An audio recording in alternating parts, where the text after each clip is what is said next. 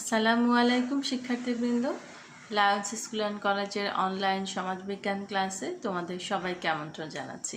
তোমরা সবাই সুস্থ আছো এই আশায় শুরু করছি আমাদের আজকের ক্লাস।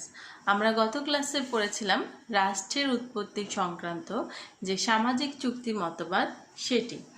আজকে আমরা দুটো টপিকস পড়ব। একটি হচ্ছে রাষ্ট্রের উৎপত্তি সংক্রান্ত বিবর্তনমূলক মতবাদ এবং আরেকটি হচ্ছে ক্ষমতা ও কর্তৃত্ব।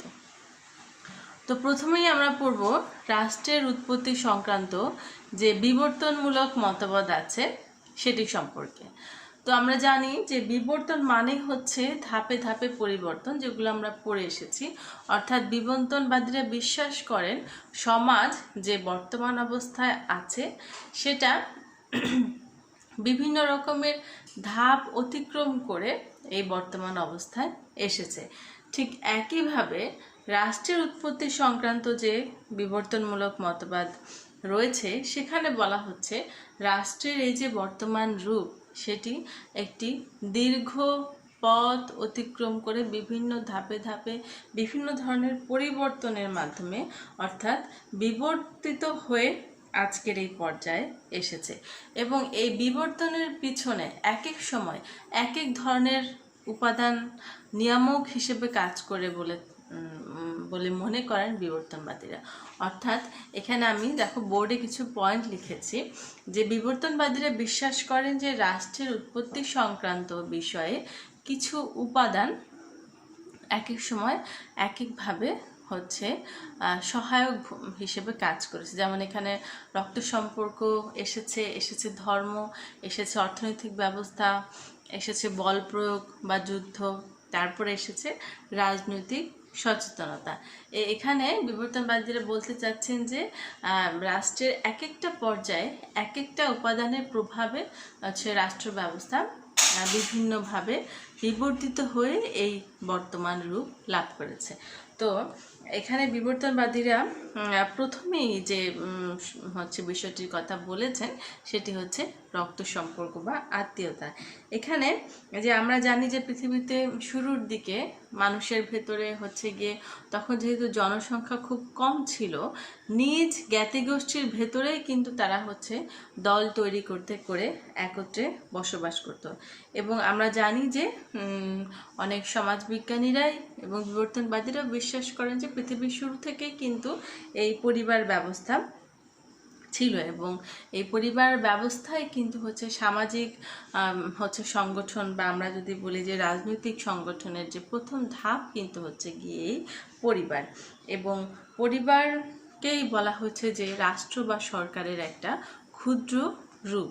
এবং এখানে যেখানে ছিল যে প্রথমে পরিবার আমরা জানি যে একটা ক্ষুদ্র আকৃতিতে ছিল, পরবর্তীতে আস্তে আস্তে এটা হচ্ছে পরিবার ব্যবস্থা বড় হতে থাকে এবং সমাজ ব্যবস্থা বড় হতে থাকে। এবং এই বৃহত্তর সমাজ বা রাষ্ট্র তৈরির পিছনে কিন্তু এই রক্ত সম্পর্ক বা আত্মীয়তা রাষ্ট্রের বিকাশে হচ্ছে গিয়ে গুরুত্বপূর্ণ ভূমিকা পালন করেছে।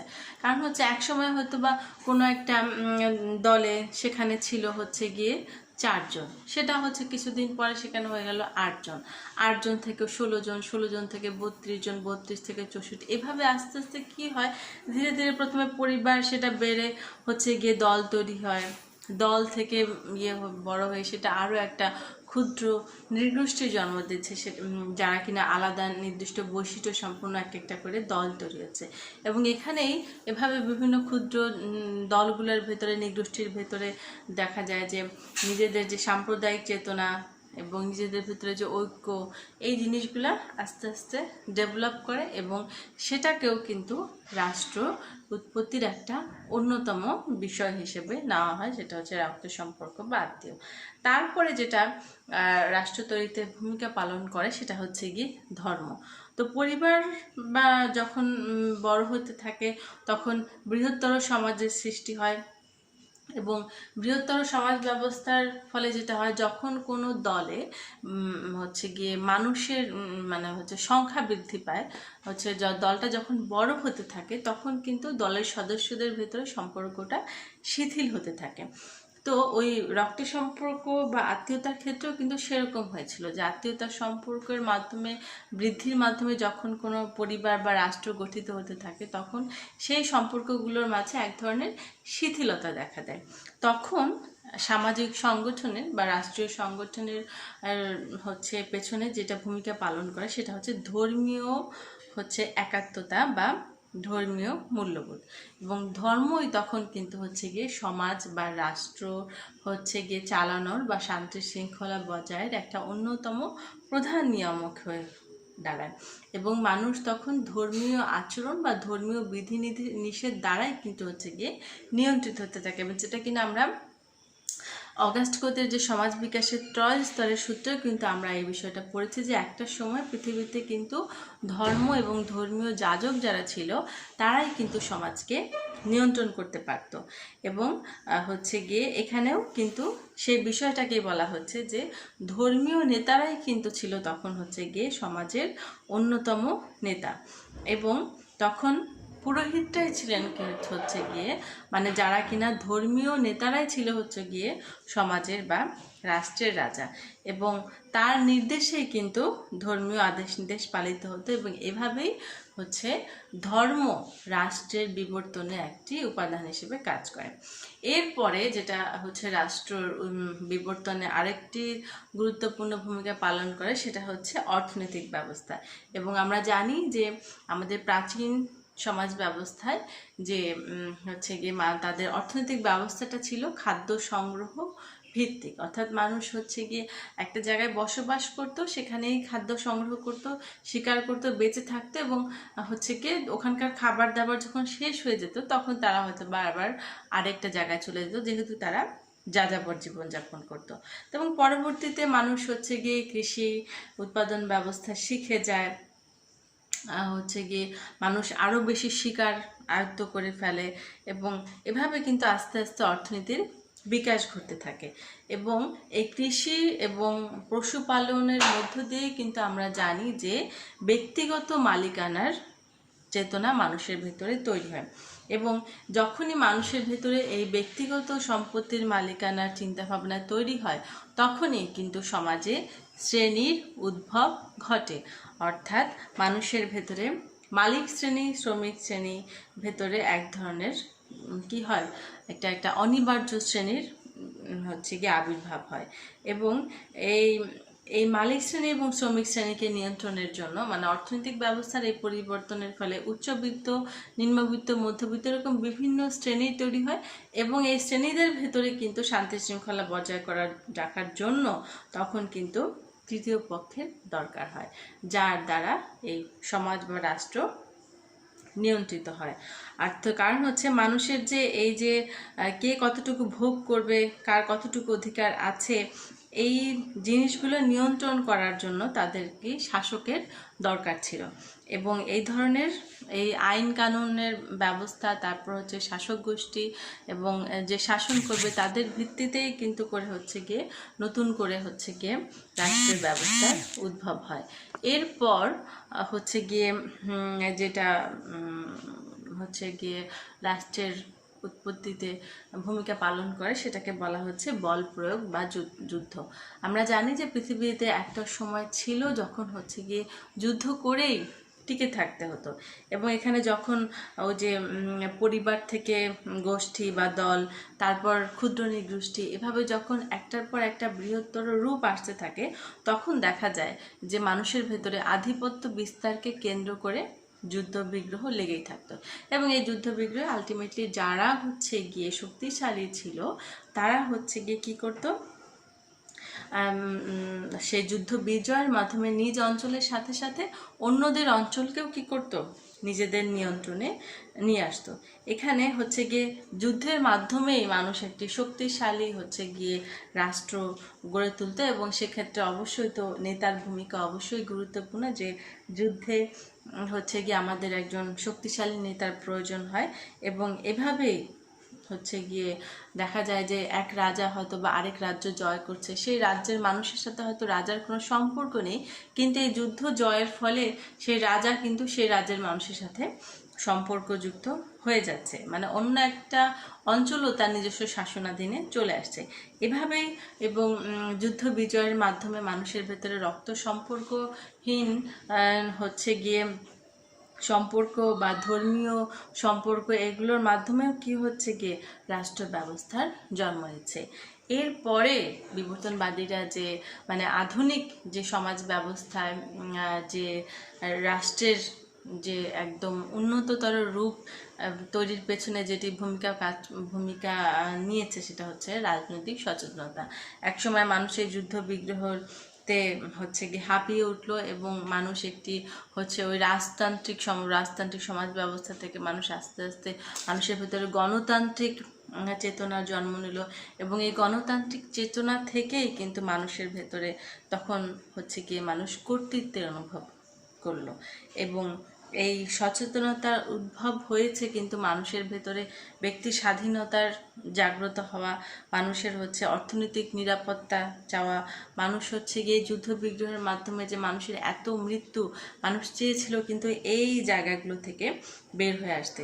এবং সভ্যতার এই যে বিকাশের সাথে সাথে পরিবর্তনের সাথে সাথে মানুষের ভেতরে একটা রাজনৈতিক সংগঠনের প্রয়োজন অনুভব করলো।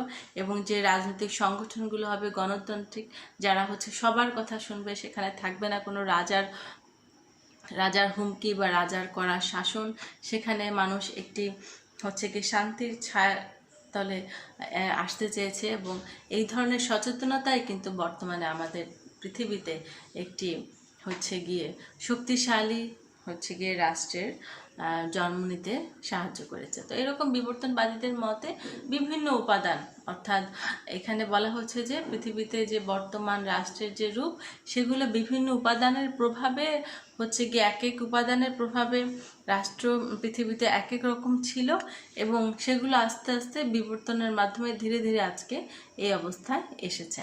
তো এটা তবে মানে এই যাবৎকালে যতগুলো হচ্ছে গিয়ে রাষ্ট্রের উৎপত্তি সংক্রান্ত মতবাদ আছে, তার ভিতরে ধরা হয় যে বিবর্তনমূলক মতবাদটি সবচেয়ে বেশি গ্রহণযোগ্য বলা হচ্ছে। তো এরপর আমরা চলে যাব হচ্ছে গিয়ে আমাদের পরবর্তী পড়া, সেটি হচ্ছে ক্ষমতা ও কর্তৃত্ব। আমরা জানি যে ক্ষমতা ও কর্তৃত্ব বিষয়ে কিন্তু আমরা আগে কিছুটা হলেও জেনেছি। আমরা ক্ষমতা ও কর্তৃত্ব পড়েছি, আমরা ম্যাক্স ওয়েবারের ওখানে কিন্তু আমরা যে ক্ষমতা ও কর্তৃত্ব বিষয় কিন্তু পড়েছি। আমরা জানি যে ওয়েবার হচ্ছে গিয়ে 3 ধরনের কর্তৃত্বের কথা বলেছেন, যৌক্তিক কর্তৃত্ব, তারপর হচ্ছে ঐন্দ্রজালিক কর্তৃত্ব এবং ঐতিহ্যবাহী কর্তৃত্ব। এগুলো তোমরা পড়েছো। এই জিনিসগুলো যদি তোমাদের আরও কনফিউশন থাকে, তোমরা আগের ক্লাসগুলো ওখানে দেখে নিবে। তো আজকে আমি পড়াবো তোমাদেরকে যে আসলে ক্ষমতা ও কর্তৃত্বের ভেতরে আসলে কি ধরনের সম্পর্ক আছে, কোনটা ক্ষমতা কোনটা হচ্ছে কর্তৃত্ব। তো আমি কিন্তু বোর্ডে তোমাদের সুবিধার জন্য যে কিছু পয়েন্ট লিখে রেখেছি, মানে ফাইন্ড আউট করে যে আসলে কোন বিষয়গুলো যদি আমরা জানতে পারি তাহলে হয়তো সেই বিষয়টা আমার কাছে ক্লিয়ার হয়ে যাবে। যেমন আমি প্রথমে লিখেছি যে সাধারণ অর্থে নিজের ইচ্ছাকে অপরের ওপরে যে একটি চাপিয়ে দেওয়ার সামর্থ্যই হচ্ছে গিয়ে ক্ষমতা। অর্থাৎ আমি যখন নিজের কোনো ইচ্ছাকে অন্যের উপরে জোর করে একটা চাপিয়ে দিতে পারবো, সেটাকে কিন্তু বলা হবে ক্ষমতা। যেমন এলাকার কোনো মাস্তান তোমার উপরে জোর করে কোনো কিছু চাপিয়ে দিচ্ছে এবং তুমি সেটা ভয়ে মেনে নিচ্ছ, এই ধরনের বিষয়গুলোকে বলা হচ্ছে ক্ষমতা। আর যখন কর্তৃত্বকে বলা হয় হচ্ছে ক্ষমতাতে যখন বৈধ রূপ থাকবে, সেটাকে বলা হবে হচ্ছে গিয়ে কর্তৃত্ব। অর্থাৎ কর্তৃত্ব হচ্ছে এক ধরনের প্রাতিষ্ঠানিক ক্ষমতা যা কিনা যাদের ওপর প্রয়োগ করা হচ্ছে সেটা জনগণ কর্তৃক স্বীকৃত। যেমন আমাদের সরকার আমাদের উপরে যে ধরনের জনগণের উপর যে ধরনের কর্তৃত্ব দেখায়, এই মানে ক্ষমতা দেখায়, সেটাকে বলা হয়ে হচ্ছে কিন্তু কর্তৃত্ব। কারণ হচ্ছে তাদের এই ক্ষমতাটা জনগণ কর্তৃক স্বীকৃত। অর্থাৎ সোজা বাংলা ভাষায় যখন কোনো ব্যক্তি অন্য কোনো ব্যক্তির ওপর কোনো কাজের ওপরে প্রভাব বিস্তার করতে পারে, সেটাকে আমরা বলবো ক্ষমতা। কিন্তু কর্তৃত্ব হচ্ছে গিয়ে যখন ক্ষমতার সাথে বৈধতা যুক্ত হবে, সেটাকে আমরা বলবো হচ্ছে কর্তৃত্ব বা অথরিটি। একটা হচ্ছে পাওয়ার, ইংলিশ প্রতিশব্দ, ক্ষমতার প্রতিশব্দ ইংরেজি প্রতিশব্দ হচ্ছে পাওয়ার, আর কর্তৃত্বের ইংরেজি প্রতিশব্দ হচ্ছে অথরিটি, অর্থাৎ ক্ষমতা বৈধ অবৈধ দুটোই হতে পারে, কিন্তু কর্তৃত্ব কিন্তু অবশ্যই সেটা প্রাতিষ্ঠানিক এবং সেটা জনগণ কর্তৃক স্বীকৃত এবং সেটা বৈধ। তারপরে আমি লিখেছি রাজনৈতিক ক্ষমতা প্রয়োগের অধিকার জনগণ দ্বারা স্বীকৃত হলে রাজনৈতিক কর্তৃত্বের সৃষ্টি হয়। অর্থাৎ এখানে বলা হচ্ছে যে রাজনৈতিক বিষয়গুলোর সাথে কিন্তু বল প্রয়োগের একটা বিষয় জড়িত। অর্থাৎ যখন কারো রাজনৈতিক ক্ষমতা থাকে সে কিন্তু চায় অন্যের উপরে কী করতে, বল প্রয়োগ করতে পারে, কিন্তু এই বল প্রয়োগটাকে কিন্তু কখনো কর্তৃত্ব বলা যাবে না। কারণ হচ্ছে এখানে বৈধতা নেই। অর্থাৎ কেউ যদি রাজনৈতিক ক্ষমতার প্রভাবে কারোর উপরে অধিকার প্রয়োগ করে সেটাকে কিন্তু হচ্ছে গিয়ে কর্তৃত্ব বলা যাবে না, কারণ এখানে হচ্ছে বৈধতার বিষয় আছে। কিন্তু যদি সেটা আবার জনগণ দ্বারা স্বীকৃত হয়, রাজনৈতিক ক্ষমতা প্রয়োগের অধিকার যদি জনগণ দ্বারা স্বীকৃত হয় সেক্ষেত্রে হচ্ছে গিয়ে সেটা কর্তৃত্বর সৃষ্টি হবে। যেমন আমাদের হচ্ছে ৭১-এর মুক্তিযুদ্ধের সময় বঙ্গবন্ধু শেখ মুজিবুর রহমানের যে আমাদের উপরে হচ্ছে গিয়ে একটা আমাদের উপরে যে উনি যে প্রভাব বিস্তার করেছিলেন এই জিনিসটাকে কিন্তু জনগণ দ্বারা স্বীকৃত ছিল বলেই কিন্তু সেটাকে কর্তৃত্ব ধরে নেওয়া হয়েছে। এখন যখন মানুষের ভেতরে নিছক ক্ষমতার অধিকারী ব্যক্তি নিছক বল প্রয়োগের মাধ্যমে, অর্থাৎ তুমি পাড়ার কোনো মাস্তানকে ভয় পাচ্ছ, এখন এই ভয় পাওয়ার ফলে হয়তো তুমি তার আনুগত্য স্বীকার করে নিচ্ছ, যে সে হয়তো তার এই কথা না শুনলে হয়তো তোমার কোনো ক্ষতি হয়ে যেতে পারে, কিন্তু এই আনুগত্যটা কিন্তু দীর্ঘস্থায়ী হয় না। এবং ক্ষমতা এবং বৈধতার কারণেই কিন্তু, অর্থাৎ যখন কারো কর্তৃত্ব থাকবে তখন কিন্তু তার কিছু ক্ষমতাও পাবে। অর্থাৎ আমি একটি অনেক বড় পদে বসে আছি বা আমি একটি বড় পদে চাকরি করি, সেখানে কিন্তু আমি কিন্তু সেই জায়গার কর্তৃস্থানীয় ব্যক্তি। এখন ওই পজিশনে থাকা অবস্থায় আমার হাতে কিন্তু কিছু কি থাকবে, ক্ষমতা থাকবে।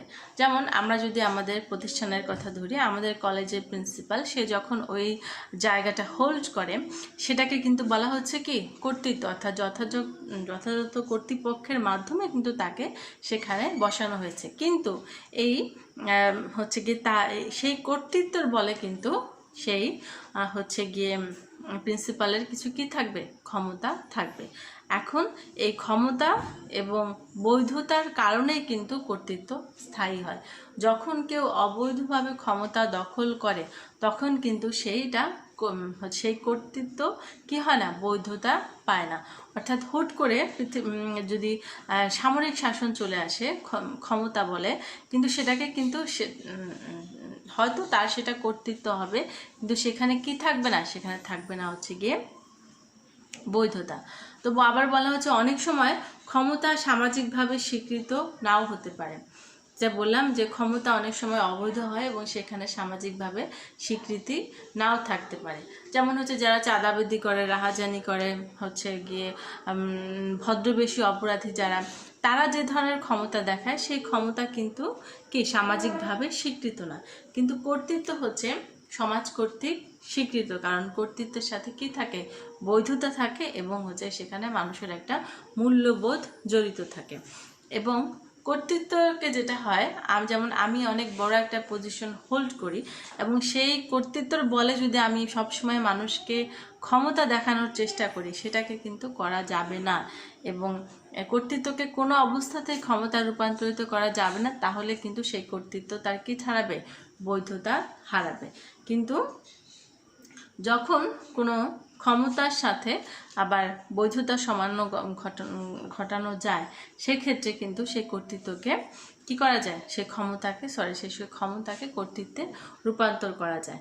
অর্থাৎ আমরা যদি এখানে একটা সামারি নিয়ে আসি যে ক্ষমতার কর্তৃত্বের ভেতরে কি ধরনের সম্পর্ক বা পার্থক্য, তাহলে যেটা আসবে যে ক্ষমতা হচ্ছে সেই বিষয় যখন কেউ তোমাদের উপর একটা জোর করে কোনো কিছু চাপিয়ে দেওয়ার চেষ্টা করছে, সেটা হবে ক্ষমতা।